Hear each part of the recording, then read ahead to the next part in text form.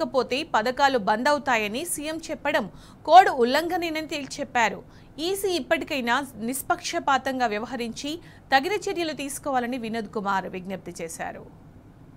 5 రోజుల నుండి మన ముఖ్యమంత్రి రాష్ట్ర ముఖ్యమంత్రి రేవంత్ రెడ్డి గారు మాట్లాడకూడనేటువంటి పదజాలంతో మాట్లాడుతున్నాడు.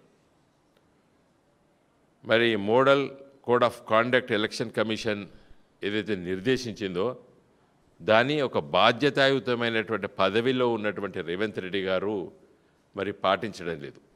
మరి ఇప్పుడు ఎలక్షన్ కమిషన్ ఆఫ్ ఇండియా ఎందుకు సెన్స్యూర్ చేయడం లేదు? సూటి ప్రశ్న.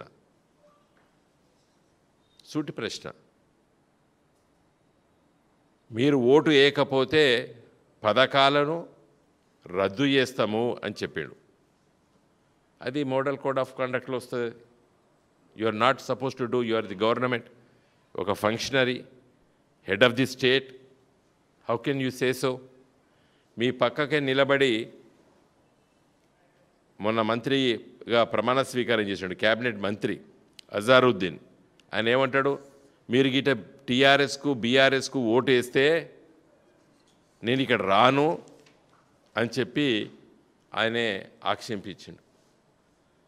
తర్వాత కొంతమంది అభ్యర్థితో సహా పోటీ చేస్తున్నటువంటి అభ్యర్థి నవీన్ యాదవ్తో సహా మీరు ఈ ఎట్లకెళ్ళి బయటికి వెళ్తారు, ఇది నా ఇల్లు, జూబ్లీ హిల్స్ అంటే నా ఇల్లు, మీరు ఇళ్ళకి వెళ్ళి ఎట్లా వెళ్తారు అని వారు మాట్లాడినట్టు కూడా మనం వీడియోలు అవన్నీ సర్క్యులేట్ అవుతున్నాయి.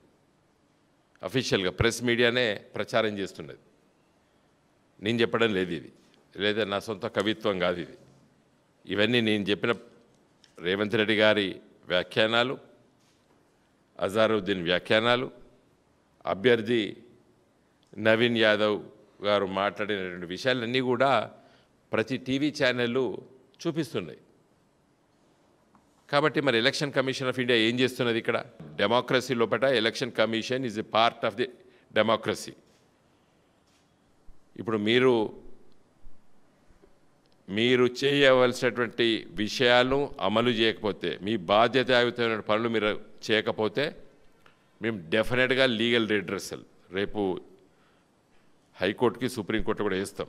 ఎందుకంటే ఎలక్షన్ కమిషన్ ఆఫ్ ఇండియా చాలా ఒక మంచి పేరు ప్రతిష్టలు ఉన్నటువంటి